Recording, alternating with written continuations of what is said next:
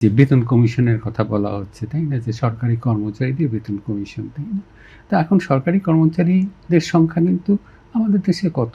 সবকিছু মিলিয়ে 14-15 লাখ, আবার পেনশনভোগী মিলিয়ে হয়তো 17-18 লাখ হবে, তাই না?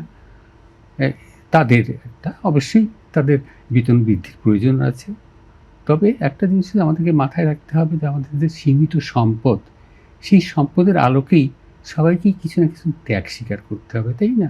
এখন আপনি যদি শুধুমাত্র সরকারি কর্মচারীদের বেতন বৃদ্ধি করেন, কিন্তু আপনি যদি দরিদ্র বা সাধারণ জনগোষ্ঠীর জন্যে যদি আপনি যেটা বললেন যে কৃষক কার্ড বা পরিবার কার্ড এগুলো যদি না দেন, সাধারণ মানুষের কী হবে? আজকে তো সবচেয়ে দুরবস্থায় আছে দরিদ্র এবং সাধারণ জনগোষ্ঠী, তাই না?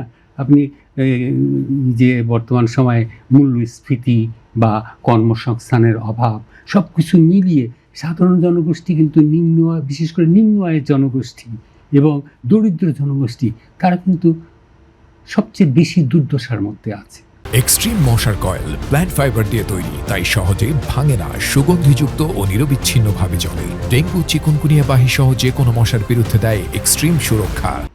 কাজেই এখানটায় তো তাদেরকে অগ্রাধিকারটা দিতেই হবে, কারণ সমাজে আজকে তো এই যে আপনি 24-এর গণ অভ্যুত্থানের কথা আমরা বলি, এর মূল তো ছিল বৈষম্য, তাই না? কোটা বিরোধী আন্দোলন থেকে শুরু করে পরবর্তীতে বৈষম্য বিরোধী আন্দোলন, অর্থাৎ আমরা সমাজে বৈষম্য দেখতে চাই না, এটাই তো মূল কথা।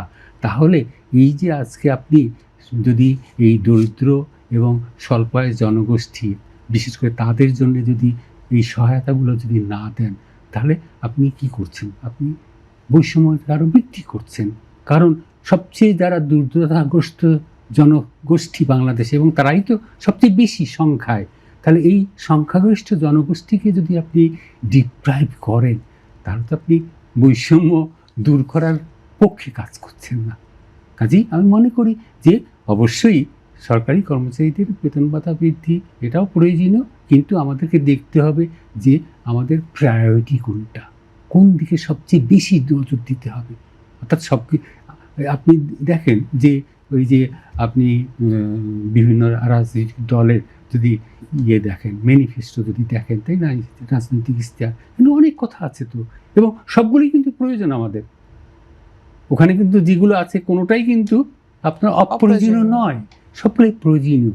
কিন্তু সমস্যা হচ্ছে, চ্যালেঞ্জটা হচ্ছে আমরা তো একসঙ্গে সবগুলো করতে পারবো না। সেই যেটা একসঙ্গে করার জন্য যে পরিমাণ সম্পদের দরকার, এই সম্পদ তো আমাদের নেই। কাজেই সেক্ষেত্রে যেটা আমাদের প্রয়োজন সেটা হচ্ছে আমাদের অগ্রাধিকারটা সঠিকভাবে নির্ণয় করতে হবে। অর্থাৎ আমরা কোনটাকে আগে করব, কোনটা পরে করব, সবগুলোই করব, কিন্তু অগ্রাধিকার ভিত্তিতে করতে হবে, যাতে আমরা আমাদের সীমিত সম্পদ দিয়ে আমরা এটাকে বাস্তবায়ন করতে পারি। সেখানেই আমার মনে হয় যে সঠিক অগ্রাধিকার নির্ণয় এটা কিন্তু গুরুত্বপূর্ণ হবে বর্তমান সরকারের জন্য, যারা ক্ষমতায় আসছে। তাদের আগে পরিবার কার্ড, কৃষক কার্ডের দিকে অগ্রাধিকার দেওয়া উচিত বলে আপনি মনে করছেন? সাধারণ জনগোষ্ঠীর জন্য তো এটা প্রয়োজন, তাই না? তাদেরকে তো আমার মনে হয় যে আমরা সাধারণ জনগোষ্ঠীর কণ্ঠস্বর কিন্তু আমরা খুব একটা পাই না, তাই না? আমরা সরকারি কর্মচারী বা যারা আমরা সমাজে যারা উচ্চ পর্যায়ে আছি, আমরা আমাদের কণ্ঠস্বর কিন্তু সংবাদ মাধ্যম বলেন বা বিভিন্ন মাধ্যমে এটাই কিন্তু প্রকাশিত হয়। কিন্তু দরিদ্র জনগোষ্ঠী, কৃষক, তাদের তার কণ্ঠস্বর কি সত্যি সত্যি আমাদের এখানে প্রতিফলিত হয়?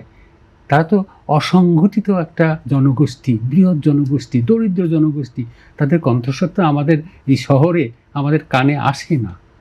কাজেই তাদের দিকেই তো আমাদের সবচেয়ে বেশি দৃষ্টি দেওয়া উচিত। আমি যদি বৈষম্য দূর করতে চাই, তাই তো অবহেলিত হয়েছে এই বিগত 54 বছরে। তাহলে সেটাকে তো আমার মনে হয় প্রথম হবে এটাকে রিভার্স করা, এটাকে পরিবর্তন করা, এটাই সবচেয়ে বড় আমার মনে হয় যে অগ্রাধিকার হওয়া উচিত। বর্তমান যারা ক্ষমতাসীন সরকার আসছেন, তাদেরকে এই দরিদ্র এবং সাধারণ জনগোষ্ঠীর দিকে সবচেয়ে বেশি নজর দিতে হবে। তাদের অবস্থা পরিবর্তনটাই কিন্তু আমাদের 1 নম্বর প্রায়োরিটি হওয়া উচিত।